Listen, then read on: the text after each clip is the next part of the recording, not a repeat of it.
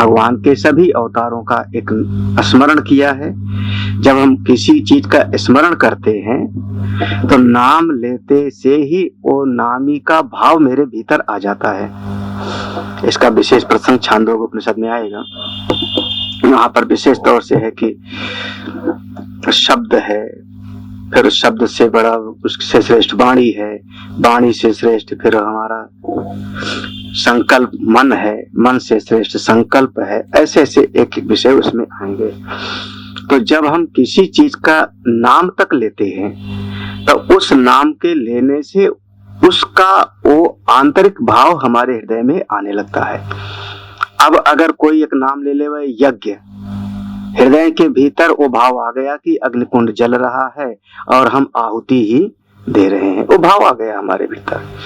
तो जैसा नाम लेवेंगे वैसे हृदय का भाव बनेगा, हमारे चित्त का एक आकार बनेगा। तो भगवान के अवतारों का स्मरण किया है। अब इसमें कुछ अवतार आपको नए नाम मिल जाएंगे, कुछ नाम नहीं है, यहाँ पर अलग तरीके से है। एक सबसे बड़ा विचार का विषय हुआ अवतार। हमारे सनातन धर्म में हम लोग अवतार को बहुत मूल रूप से एक समझ लो एक मूल स्तंभ है हमारा अवतारवाद का सिद्धांत वेदांत में। लेकिन हमारे सनातन धर्म में ही कुछ ऐसे लोग हैं जो अवतार को नहीं मानते। अब कुछ ऐसे लोग अवतार को तो क्या वो भगवान को ही नहीं मानते तो अवतार क्यों मानेंगे? जैसे कि हमारा पूर्व मीमांसा, कर्मकांड और सांख्य दर्शन। पूर्व मीमांसा और सांख्य दर्शन ये दोनों अवतार को नहीं स्वीकार करते, क्योंकि अवतार को मानेंगे तो फिर जो अवतार लेता है उसको भी मानना पड़ेगा, भगवान को मानना पड़ेगा, और सीधे सीधे भगवान को मानते ही नहीं। तो दो तो ये हो गए कि जो भगवान के अवतार को नहीं स्वीकार करते। बाद में कई और आचार्य लोग आए जिनमें हमारे खास करके आप कह लो स्वामी दयानंद सरस्वती, वो भी अवतार को नहीं मानते। वो कहते हैं अवतार लेगा तो कौन लेगा भाई, अवतार की बात करने के पहले भगवान के बारे में हमको समझना पड़ेगा। अगर भगवान के बारे में आप नहीं समझेंगे ठीक ठीक तो अवतारवाद का सिद्धांत कभी समझ में नहीं आएगा, क्योंकि अवतार तो सब भगवान ने लिया है। हम सीधे कह देते हैं भगवान इस समय कछुआ के रूप में आए, मछली के रूप में आए, उन्होंने ऐसी लीला किया। तो भगवान को अगर समझे नहीं तो अवतार नहीं समझ पाएंगे। और वो आचार्य कुछ ऐसे कहते हैं कि हमारे वेद में एक तो ब्रह्म स्वरूप का वर्णन है कि ब्रह्म सत्ता है, उसको स्वीकार करते हैं, लेकिन ब्रह्म जो व्यापक, ब्रह्म जो व्यापक, यही प्रश्न उठाया रामचरितमानस में कि ब्रह्म तो सर्वव्यापक है, अजन्मा है, निर्गुण है, निराकार है। तो ब्रह्म कभी कोई जो सर्वव्यापक है वो एक सीमा में कभी आएगा कैसे? तो ब्रह्म का कोई अवतार होता नहीं। ब्रह्म कोई जो असीम है, हाँ, जो अजन्मा है वो जन्म क्यों लेगा? वो जन्म लेगा नहीं, जो वो तो अजन्मा है। और जो जन्म लेगा, जन्म के साथ फिर 6 विकार उसके साथ में जुड़ जाएगा कि अस्ति, जायते, वर्धते, विपर्णमते, अपक्षीयते, विनश्यति। जन्म लेगा, फिर कुछ दिन दिखाई पड़ेगा, फिर धीरे धीरे बढ़ेगा, कभी बीमार होगा, धीरे धीरे क्षय को प्राप्त होगा और एक दिन उसका मर जाएगा। तो जन्म लेगा तो ये होगा उसके साथ में। तो वो ब्रह्म तो जन्म लेता नहीं, ब्रह्म तो अवतार लेता नहीं। ठीक है, अवतार किसका? फिर अच्छा, ब्रह्म अवतार नहीं लेता तो क्या आत्मा अवतार लेती है? अब इस पर भी बहुत विचार किया गया, क्योंकि आत्मा के बारे में हमारे वेद में, उपनिषद में, गीता जी में बहुत वर्णन किया गया। तो क्या आत्मा का अवतार होता है? तो वही बात वहां पर भी आएगी कि आत्मा तो ऐसा है कि जिसको कोई काट नहीं सकता, जिसको कोई गीला नहीं कर सकता, जिसको कोई वायु सुखा नहीं सकती, ऐसा अपना आत्मा है। तो ऐसा अपना आत्मा वो फिर अवतार लेकर के और तलवार के घाव को क्यों सहेगी? फिर उसको दुख क्यों होगा? फिर उसको सुख क्यों होगा? क्योंकि आत्मा तो सब दुख और सुख के परे है। तो आत्मा का भी अवतार नहीं, ना ब्रह्म का अवतार है, ना आत्मा का अवतार है। तो फिर शरीर माने हम, बोले शरीर तो एक बहुत साधारण एक 5 महाभूत का पुतला होता है, अवतार किसका? और ऐसे ऐसे विचार करके उन्होंने कह दिया कि अवतार होता ही नहीं। उन्होंने सीधे तो उनसे कहा नहीं, अवतार का वर्णन शास्त्रों में तो है, शास्त्रों में तो अवतार की बात लिखी है। उनका कौन से शास्त्र में, कौन से शास्त्र में लिखा है? हमने कहा भागवत जी में। बोले तुम्हारे भागवत को मैं मानता ही नहीं, वो तो गप लिखी बाद में किसी ने। हमने कहा विष्णु पुराण में, उन्होंने कहा वो भी नहीं मानता मैं। तब पूछा फिर क्या मानोगे? बोले वेद में दिखाओ कहीं अवतार लिखा हो तो ढूंढने वाले फिर वेद में ढूंढते हैं कि कहां कहां पर भगवान के अवतार का वर्णन है वेद। लेकिन स्वामी दयानंद जी ने उन सब का खंडन कर दिया है, और एक खंडन किया उन्होंने, उनका वेद में इसका वर्णन नहीं है। ये बिल्कुल, जो बाद में कभी का प्रवचन सुनो तो उपनिषद का मंत्र बोल देंगे, वो सब गोपाल तापनीयोपनिषद, रामोपनिषद, लांगूलोपनिषद, ऐसे ऐसे उपनिषद का नाम लेवेंगे जिसको तो स्वामी दयानंद जी चुटकी बजाते उड़ा देंगे। वो कहते हैं वो सब आपके वेद में नहीं है। वेद का संगीता भाग में कहाँ लिखा है? तो वेद के संगीता विभाग में ढूंढा गया, और रामभद्राचार्य जी ने कुछ मंत्र वेद के संगीता भाग से ढूंढ करके उन्होंने निकाला उन्होंने, और 2-4 मंत्र। हाँ, और जब 2-4 मंत्र ढूंढ के निकाला तो दूसरे वालों ने कहा 80,000 मंत्र में तो अवतार का वर्णन नहीं है, और तुम 2 मंत्र में कहीं लिख दिया तो उसको लेके बैठे हुए हो। 80,000 वाली बात माने कि 2 मंत्र वाली बात माने? अब आप लोग जो है विद्वान लोग हो,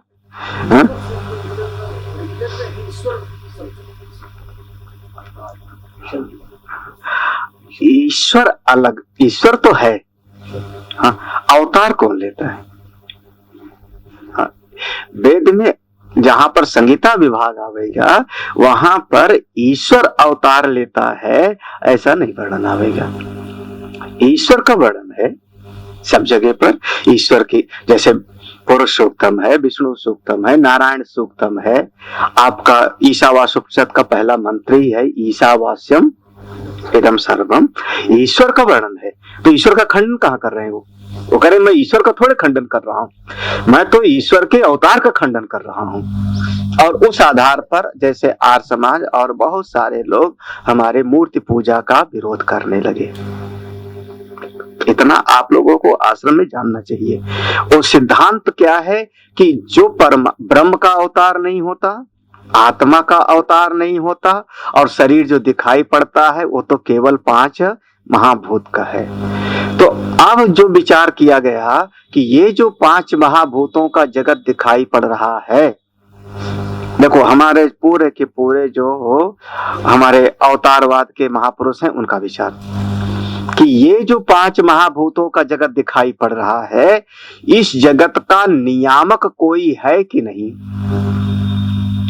इसका नियंत्रण करने वाला, चलाने वाला, सबको आप ऐसा ऐसा बीज बोओगे तो वैसे वृक्ष बनेगा, आप इस प्रकार से कर्म करोगे तो ऐसा ही तुमको फल मिलेगा, इसका नियामक कोई है कि नहीं है? कभी कभी देखो, अब इसी के साथ एक दूसरा सिद्धांत मानना पड़ेगा, पुनर्जन्म का सिद्धांत। जो लोग पुनर्जन्म को नहीं मानते उनके लिए बड़ी भारी समस्या हो जाती है, बहुत भारी। दो समस्या पैदा होती है, अकृत अभ्यागम और कृत विप्रणाश। ये हमारे दो शब्द हैं। अकृत अभ्यागम, पुनर्जन्म को आपने माना नहीं, बच्चा पैदा हुआ और पैदा होते ही बच्चा अस्पताल में भर्ती हो गया, उसका पांव खराब है, हाथ खराब है, आंख खराब है। क्यों हुआ बच्चे का? उसने तो कोई कर्म अभी किए ही नहीं, अभी तो 4 महीने का बच्चा है। हाँ? अगर आप पुनर्जन्म को नहीं मानो, आप लोगों के लिए कोई समस्या नहीं, आप लोग कह दोगे जैसा कर्म किया था वैसा मिला। पहले के जन्म में किसी की टांग तोड़ी थी तो यहाँ लंगड़ा पैदा हुआ, आपके लिए कोई समस्या। लेकिन जो पुनर्जन्म मानता ही नहीं, वो क्या तो वो बच्चा, एक बच्चा पैदा होते ही राज परिवार में पैदा हो रहा है, दूसरा बच्चा पैदा होते ही दुख उठा रहा है, तो उस बच्चे को उस कर्म का फल भोगना पड़ रहा है जो उसने कभी किया ही नहीं। अगर पुनर्जन्म को नहीं मानोगे तो समस्या हो गई कि हमको वो कर्म का फल भोगना पड़ रहा है जो हमने कभी किया नहीं। फिर हमने 50 कर्म इस जीवन में किया, 50 कर्म में से 30 कर्मों का फल यहाँ पा लिया और 20 कर्म का फल पाना रह गया और अचानक सड़क पर एक्सीडेंट हुआ, मैं मर गया। 20 कर्म हमारे बाकी रह गए थे। पुनर्जन्म की बात मानते तो बात सेट हो जाती कि अगले जन्म में भाग खल पालेगा। लेकिन जो लोग पुनर्जन्म को नहीं मानते, उनसे पूछो, वो जो हमने 20 कर्म और किया था, 50 कर्म में से 30 का फल तो मैंने भोग लिया, जो मेरे 20 कर्म और थे, मैंने हवन किया था, यज्ञ किया था, दान किया था, उसका फल कहां गया? कहां जाएगा? ये तो आपने मेरे आपके लिए समस्या नहीं है मैं कह रहा हूं जो पुनर्जन्म को मानता है उसके लिए समस्या नहीं। खास करके ये प्रश्न हमारा ईसाई और मुसलमानों पर ज्यादा जोर होता है, क्योंकि यह चारवाक, हमारे भगवान भास्कर इस पर चारवाक कहेंगे, क्योंकि वो लोग पुनर्जन्म को नहीं मानते। तो ये जो कर्म है वो तो कर्म, हमारे कर्म का नाश हो गया, क्योंकि हमको तो फल मिला नहीं और अगला जन्म तुम मानते नहीं हो, तो नाम हो गया कृत विप्रणाश। इस शास्त्रीय नाम है कृत विप्रणाश। किए हुए कर्म का नाश हो गया और जो हमने नहीं किया था उसको भी हमको भोगना पड़ा। हाँ। अच्छा, फिर अब आप लोग एक बात कहो। हाँ, अभी पूर्व मीमांसा वालों पर बहुत बड़ा प्रश्न है, बहुत बड़ा प्रश्न है पूर्व मीमांसा वालों पर, जो ईश्वर को नहीं मानते उनके लिए, कि इस 5 महाभूत के शरीर से हमने कोई कर्म किया, 5 महाभूत के शरीर से पुनर्जन्म को मानते हैं, पुनर्जन्म को पूर्व मीमांसा मानते हैं। उन्होंने पुनर्जन्म को माना, जैसे बौद्ध दर्शन और हमारे पूर्व मीमांसा, हाँ पूर्व मीमांसा महर्षि जैमिनी ऋषि, उन्होंने कहा पुनर्जन्म होता है, ईश्वर को मत मानो, ईश्वर की बात नहीं। उनसे हमने एक प्रश्न किया कि इस 5 महाभूत का जो मिश्रण था, पुतला, 5 महाभूतों से मिला हुआ एक पुतला, इसने यहां पर कर्म किया 50 कर्म से उसने 30 कर्मों का फल भोगा और शरीर मर गया। बाद में इसके भीतर जो भी जीव था, इसको दूसरा शरीर जाकर के मिल गया। जैसे यहां नाक थी, अब शायद वैसे नाक वहां ना होवे, जैसे यहां उसका कान और हाथ था, शायद वैसा अगले जन्म में उसका ना हो सकता है अफ्रीका में पैदा हो गया, हो सकता है चाइना में पैदा हो गया वो। तो अब जो 5 महाभूत का पुतला वहां कर्म किया और वहां जाकर के पैदा हुआ, बीच में 25 साल का बीच में समय का गैप हो गया, तो इस फल, इसके किए हुए कर्म का फल उसी शरीर वाले को मिलेगा, उसी भीतर। इसका विधान कौन चलाता है? भाई शरीर बदल गया है, आकृति बदल गई है, हाँ शरीर तो अलग बदल गया है। तो इस शरीर ने कर्म किया और इस शरीर के किए हुए कर्म को किसी ने समझा कि भीतर जीव वही है, शरीर बदल गया और जाकर के उसको फल दिया, तो वो सर्वज्ञ होना चाहिए कि नहीं? उसको कोई नियंता होना चाहिए कि नहीं? अपने आप कैसे कर्म, क्योंकि कर्म तो जड़ है। हाँ, कर्म अपने कर्ता को फल देने के लिए कैसे ढूंढेगा?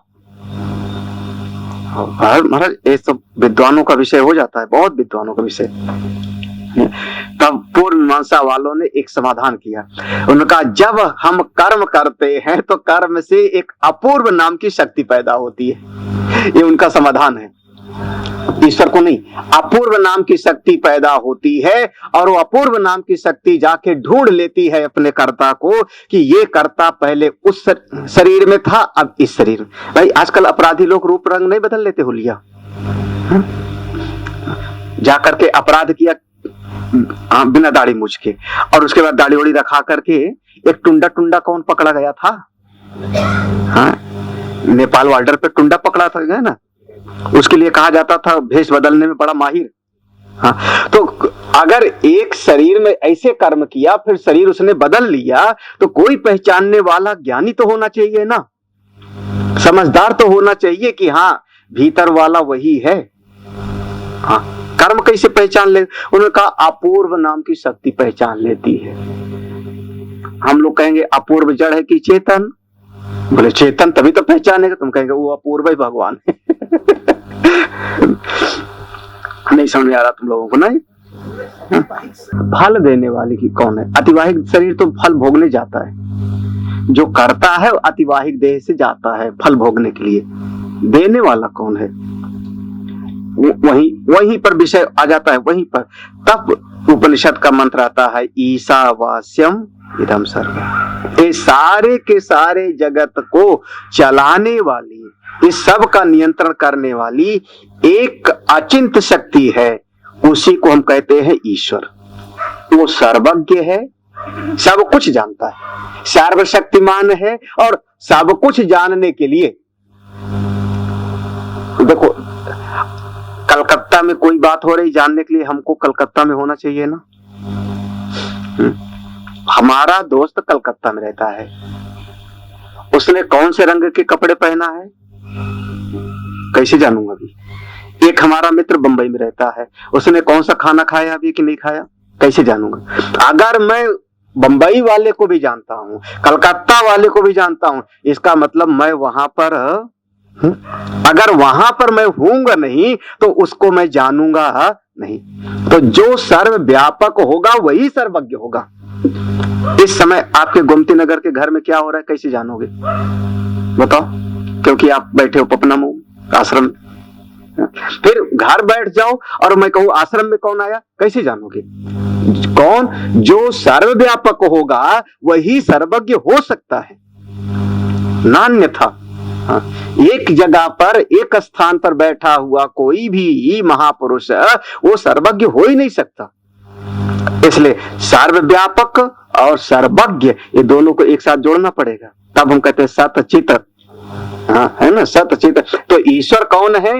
वो ईश्वर सर्वव्यापक है, सर्वज्ञ है और सर्व के नियंता हैं, सबको कर्म फल प्रदान करने वाले हैं। उनको हमने कहा भगवान, उन्हीं को हमने ईश्वर कहा, एक नाम दे दिया।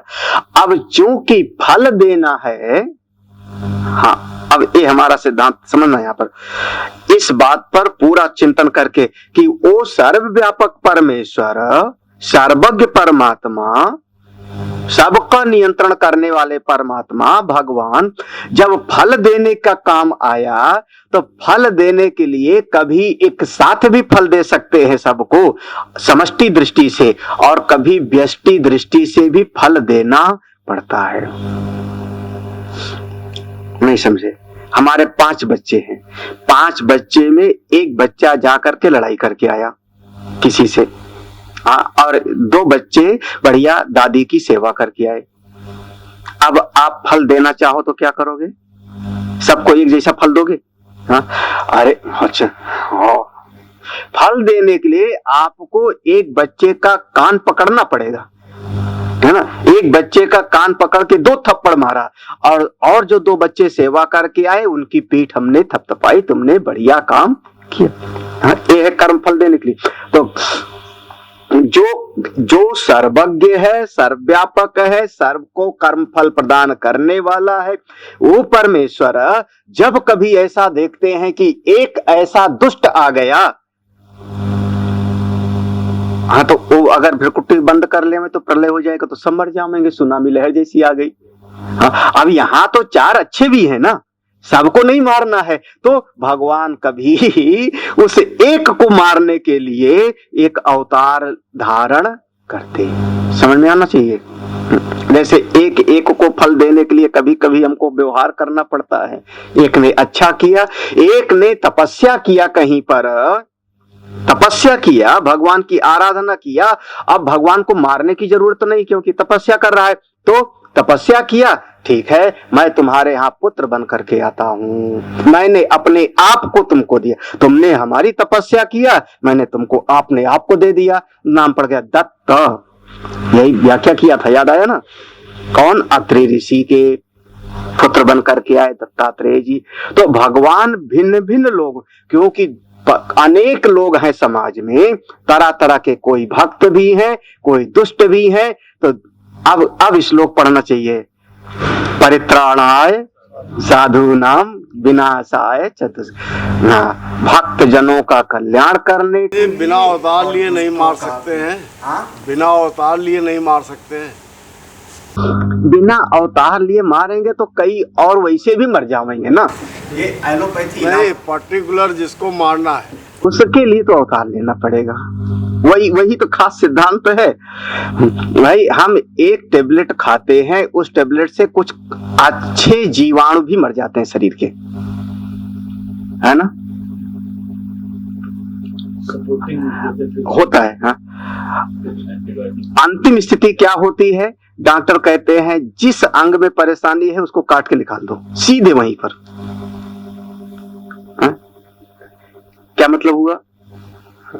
दवाई दो आप, हाँ, ऐसी दवाई दो, ऐसी दवाई दो, ऐसी दवाई दो, इतना तेज दवाई दो कि पूरा शरीर के सारे जीवाणु मर जाएं, हैं? कुछ नहीं तो साइनाइड दे दो एक बूंद। क्यों? एक ही अंग पर क्यों जाकर के आपने आंख के डॉक्टर के पास दौड़े, कान के डॉक्टर के पास दौड़े, वो जाके डॉक्टर ने बिल्कुल पेट का एक जगह पर कैंची चलाई, हार्निया का जो है ऑपरेशन कर दिया। क्या हुआ? हाँ? हाँ? तो भाई हमारा शरीर है, ऐसे ही भगवान का विराट पुरुष का शरीर है। तो यहाँ एक दुष्ट निकला तो अब सबको नहीं मारना है ना, और हो सकता है तो भगवान आकर के उस दुष्ट का नाश किए। विनाशाय च दुष्कृताम। एक ने तपस्या किया, 50 ने तो तपस्या किया नहीं, तो अब एक साथ में वरदान दे दो तो सबको मिल जाएगा, बिना किए हुए को भी मिल जाए। ये कौन सी बात हो गई भाई? जो जोते बोवे उसी को फल मिले, ऐसे थोड़े सबको मिल जावे। तब जिसने तप किया उसी के सामने फिर मैं जाके प्रकट होऊंगा, मैं उसको वरदान दूंगा, चिंता मत करो, तुम्हारा पुत्र बन करके मैं आऊंगा, तुम दशरथ बनोगे। याद है? तब परित्राणाय साधूनाम विनाशाय। भगवान के अवतार का दो प्रयोजन हो गया कि जो उनके भक्त लोग हैं उनकी आराधना करते हैं, उनकी इच्छा को पूरा करने के लिए, और दुष्टों का नाश करने। तीसरी बात है, कभी कभी बहुत सारे दुष्ट बढ़ जाते हैं इकट्ठे। एक ही जगह पर नहीं, इकट्ठे बहुत जगह पर। अब फिर वही कहूं, जैसे कभी कभी हाथ पांव में कोई चोट के कारण इन्फेक्शन हो गया तो एक क्या होता है, गैंग्रीन, क्या हाँ, एक हो जाता है। बहुत सारे वहां पर एक जगह पर बहुत खराब जीवाणु इकट्ठे हो गए, तब क्या करेंगे? वो इस अंग को काट के, हाँ, एक यही म्यों में मैं गया था देखने के लिए, सीतापुर से आया था, चारा काटने वाले हाथ में चला गया था, तो हाथ पे चोट लगी, तो अंत में म्यों में ही काटा था उसका, यहाँ से काट दिया था हाथ। हाँ। हाँ। अब देखो, ऐसे बहुत सारे बढ़ गए एक जगह पर, ढेर सारे बढ़ गए, तब भगवान को फिर विशिष्ट अवतार धारण करना पड़ता है। जैसे भगवान राम, भगवान परशुराम, अभी बनाया था परशुराम, भगवान राम, फिर पूरा लंका का, या भगवान श्री कृष्ण जरासंध 23 अक्षौणी सेना लेके आता है और सबका इकट्ठे, वो बहुत सारे हो गए। तो ऐसे भगवान के तरह तरह के अवतार के प्रयोजन है। हाँ, कभी कभी भगवान अपने भक्तों को बढ़ाते भी हैं और दूसरों को पता भी न लगे। तो कभी कभी भगवान का तरीका क्या होता है कि किसी को प्रशंसा तो करते हैं लेकिन सामने दिखाई नहीं पड़ता, समझ रहे? उसको आगे बढ़ाते, कोई अच्छा है, कोई मेहनत करता है, सेवा करता है, तो उसकी पीठ ठोकते हैं, लेकिन ऐसा ना कि दूसरा को बुरा लग जाए। उसका नाम है भगवान का कच्छप अवतार, धन्वंतरी अवतार। अब देवताओं की प्रशंसा कर रहे हैं, देवताओं को आगे बढ़ा रहे हैं, लेकिन दिखाई ये नहीं पड़ रहा कि दैत्यों के खिलाफ खड़े हैं। याद है देवताओं के पक्ष में कच्छप अवतार, धन्वंतरी अवतार, याद आया ये सब? मोहिनी खुल गए थे तो लड़ाई हो गई थी। हाँ, लेकिन कच्छप भी अवतार है, धन्वंतरी भी अवतार, और भी कई, इनका नाम आया भी।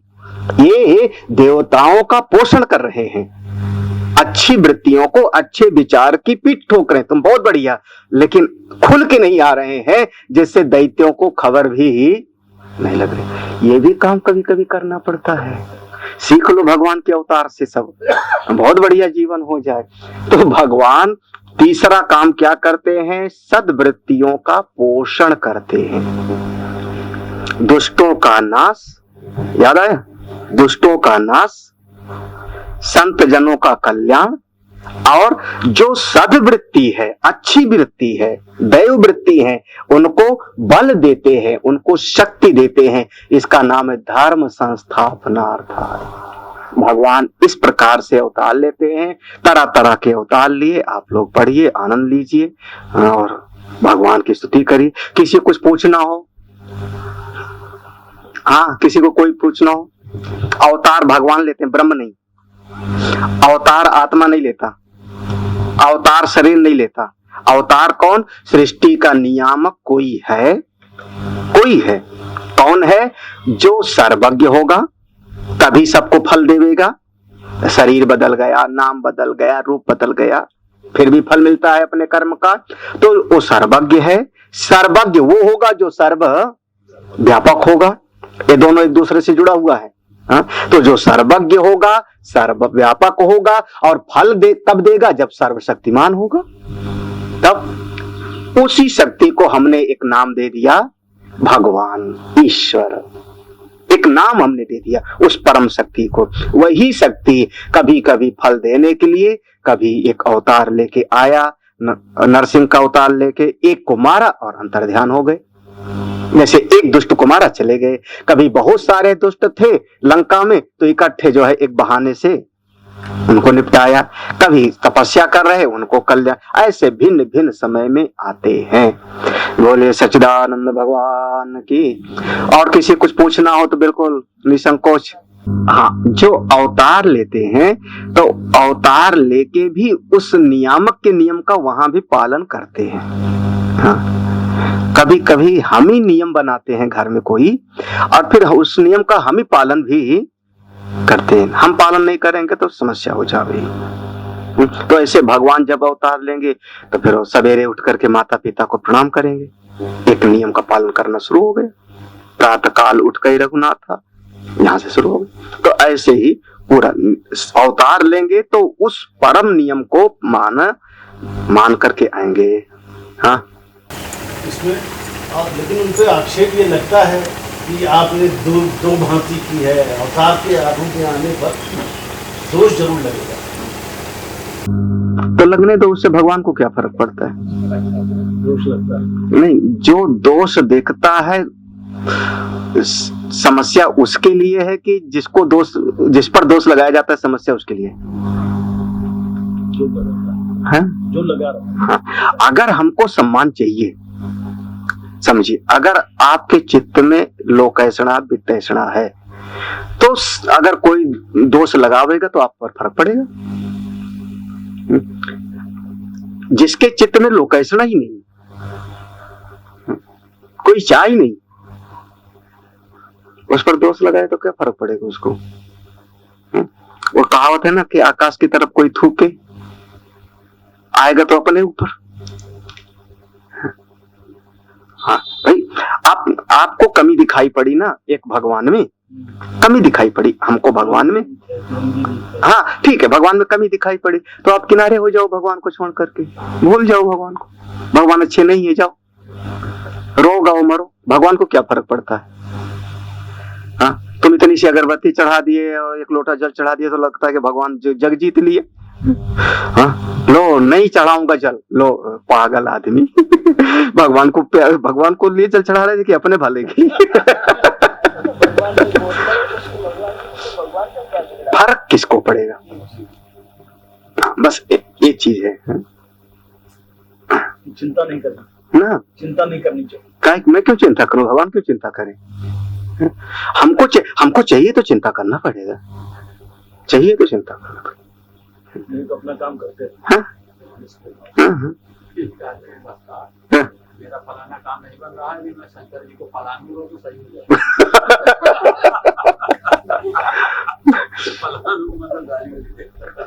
गाली दूंगा, डंडा मारूंगा।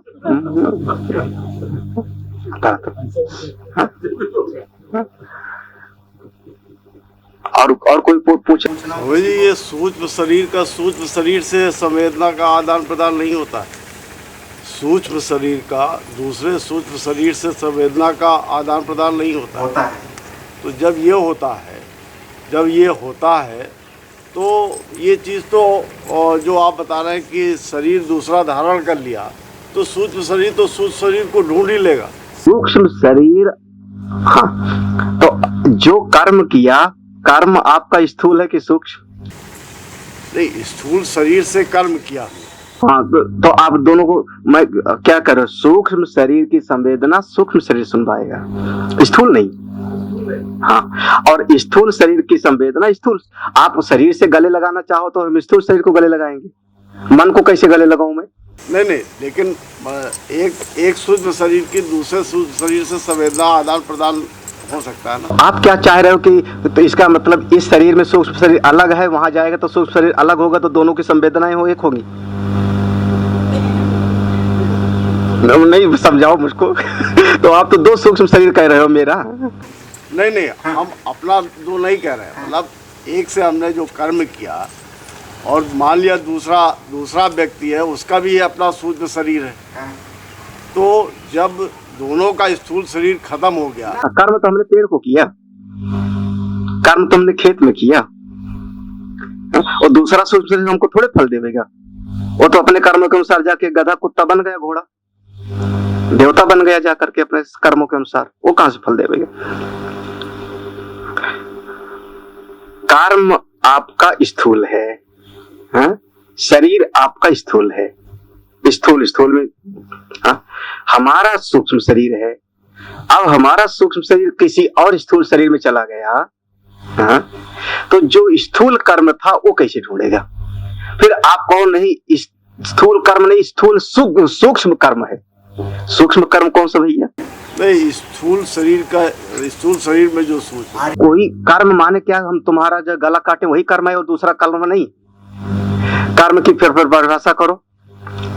आप कहना क्या चाह रहे हो कि हमने किसी का गला काटा, हाँ? उसके सूक्ष्म शरीर ने पहचान लिया कि हमको किसने मारा मुझको, अगले जन्म में उसका सूक्ष्म शरीर आकर के मेरा गला काटे।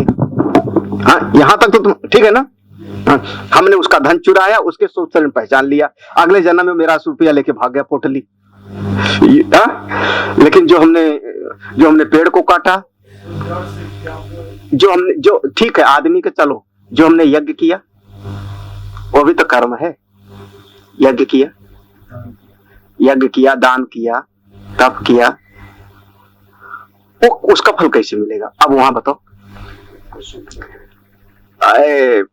इसलिए अव्याप्ति दोष नहीं होना चाहिए, है ना। अव्याप्ति दोष बैंक अकाउंट की तरह। पैसा यहाँ जमा करो, निकाल लो। हाँ,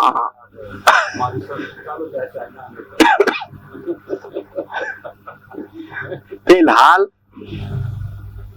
कर्म अपने आप कोई भी कर्म अपने आप कर्ता को फल नहीं दे सकता।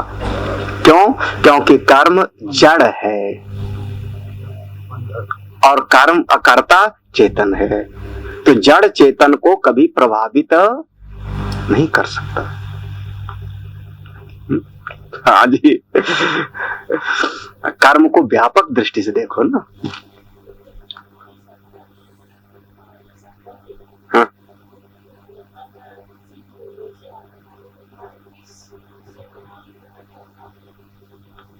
तपस्या करे, कौशल्या जैसे कोई बने, शत्रुपा जैसे कोई बने, वो तो वही तो पुराण तो यही तो बता रहा है, यही तो पढ़ो। इनके जैसा बनो तो आपके यहाँ आवेंगे, इनके अनसुईया के जैसे बनो तो आपके यहाँ पर आवेंगे, सीधी सी बात। देवहूति जैसे बनो तो आपके यहाँ पर आवेंगे, हृदय में उतार लेवेंगे, सामने दर्शन देंगे। वो तो आपके लिए साचा दे दिया ना, ये साचा है। अब इसमें पूछने का तो कोई है ही नहीं, तमाम पूरा।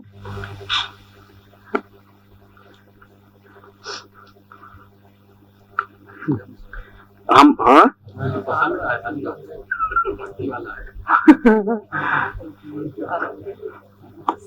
अब आप लोग चर्चा करिए, हमको आज्ञा दीजिए।